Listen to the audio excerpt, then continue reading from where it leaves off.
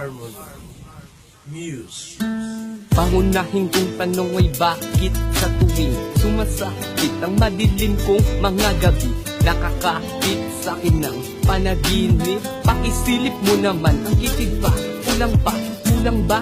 Ano ba ang pupunan? Bakit mo ko ginigising para guluhin? Teka lang, tila nababaliw na rin sino ka at sino siya. Nakakagulat talaga kung dapat kong gawin. Sa sobrang dilim lang siguro kaya hindi ko na maipaliwanag. Di na makakilos sa bawat galaw ko'y katanungan sa utak ang siya nangingibabaw.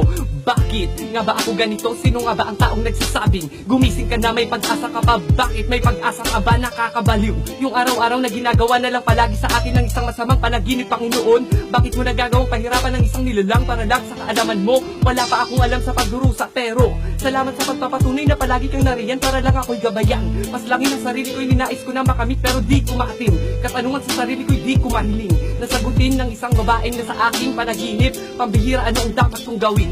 Saan ako lulugar? Bukal bang malaman ko ang katotohanan, wala nang pwedeng sa akin ilugar? Buhos, galit, na lang palagi sa mensahe. Binabase, binabali, wala nang masabi. Binabali, wala na lang palagi isang gabi. Sinantabi, nakatulog sa pagod imbis na kape. Ang pampagising, lihis na kami. Ang gumigising, napakasakit isipin na mga bagay na wala naman kasing mahanap na pag-iikutan ng mundo ko. Kailangan ko pa bang magpakalasing? Nakakalito, nakakabagot. Ikaw ang siyang dahilan pero hindi ikaw ang siyang sagot. Hindi ko magawang bitawan ng taong mahal sapagkat may gumigising sa akin na hindi pa huli ang lahat. Lubos ko lang talagang hindi alam kung ano nga bang dapat pang patunayan para lang maibalik ang katotohanang iniwanan ng mga salitang tinabunan ng mga kapalpakan. Konsensya nga ba ito? Hindi, sadyang nagsisisi na ako sa lahat ng kamali ang nagawa sa'yo. Nung ako'y humarap sa salaming nabasag sa pangit ng imaheng replika lamang ng tunay na ako. Napagod na akong pumutak, napagod na akong umiyak, napagod na akong magalak, masabik sa bawat sandaling sinasabi ng mga matamoy. May pag-asa pa na pamukoy, sakit pagdurusa, pagtaboy sa akin. Maraming salamat. Pagdurusahan ko hanggang huli makakatulog na ako habang kayakap ko ang apoy.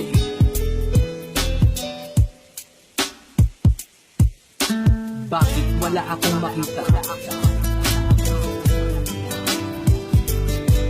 Napagod na at di na tumila.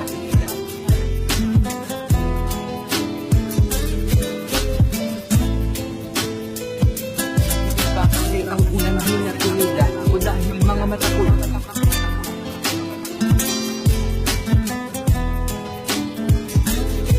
ako nga ba ang may sala o salarin para sa bitay?